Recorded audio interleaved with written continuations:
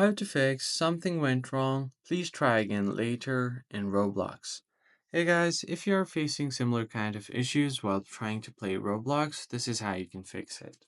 So there might be various reasons why this might occur on your device.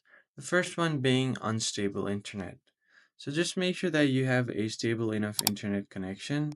In order to do that, you can turn off Wi-Fi and then turn on mobile data.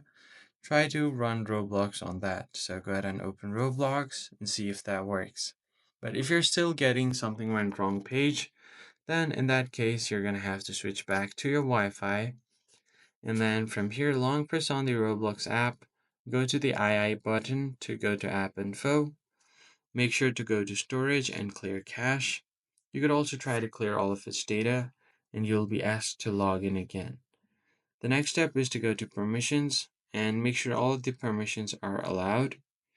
And then finally, you can just go back and force stop the app once. See if there are any issues with Roblox servers. You can find it on Reddit or Down Detector or any website like that. You can simply give it a search and find out if the problem is from Roblox's side. And that's pretty much it, guys. I hope this tutorial was helpful. I'll see you guys on the next one.